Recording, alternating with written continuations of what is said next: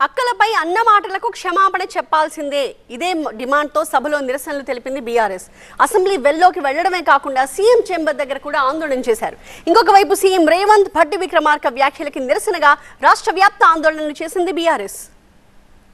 మొత్తానికి వెనకున్న అక్కల్ని నమ్మద్దు అన్నందుకు జరిగిన రగడతో బుధవారం సభ వాయిదా పడింది. తెల్లారి మళ్లీ సభ ప్రారంభం కూడా అదే రగడతో మొదలైంది. మహిళా ఎమ్మెల్యేలకు CM Revanth Reddy, deputy CM Bhatti Vikramarka క్షమాపణ చెప్పాల్సిందేనని డిమాండ్ చేశారు బీఆర్ఎస్ సభ్యులు. సభలో నినాదాలతో హోరెత్తించారు. బట్ ఆ టాపిక్ పై మాట్లాడతామంటే మాత్రం అనుమతి ఇవ్వబోమని స్పష్టంగా చెప్పేశారు స్పీకర్ గడ్డం ప్రసాద్. బీఆర్ఎస్ ఎమ్మెల్యేల నిరసనల మధ్య మంత్రి శ్రీధర్ బాబు స్కిల్ యూనివర్సిటీ బిల్లును సభలో ప్రవేశపెట్టారు. అయితే బీఆర్ఎస్ ఎమ్మెల్యేలు నల్ల బ్యాడ్జీలతో అసెంబ్లీ వెల్లో బైఠాయించడం, సభ ఆర్డర్ తప్పుతుండటంతో మార్షల్స్ వారిని అసెంబ్లీ బయటకు తీసుకెళ్లారు. తర్వాత పోలీసుల వాహనంలో అసెంబ్లీ నుంచి తరలించారు.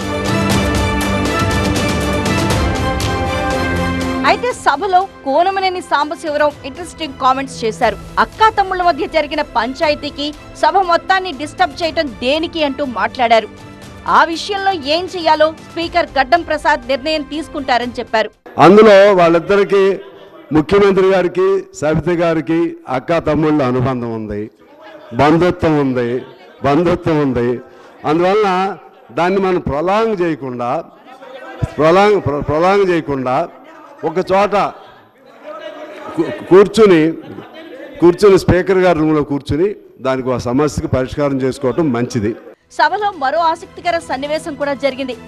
చైర్లోకి వస్తున్న స్పీకర్ గడ్డం ప్రసాద్ కు హరీష్ రావు ధన్యవాదాలు తెలిపారు. అసెంబ్లీకి speaker Prasad Kumar black dress లో రావటమే ఇందుకు కారణం. తమ ఆవేదన అర్థం చేసుకుని బ్లాక్ డ్రెస్ వేసుకుని తమకు మద్దతు తెలిపినందుకు ధన్యవాదాలు స్పీకర్ సార్ అంటూ థ్యాంక్స్ చెప్పారు హరీష్ రావు.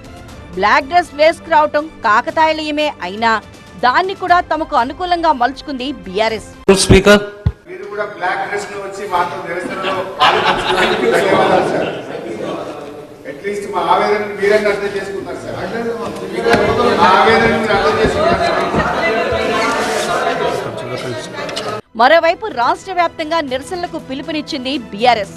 మహిళా ఎమ్మెల్యేలకు CM Revanth Reddy, deputy CM Bhatti Vikramarka బేషరతుగా క్షమాపణలు చెప్పాలని డిమాండ్ చేస్తూ బీఆర్ఎస్ నాయకులు, కార్యకర్తలు ఆందోళన చేశారు.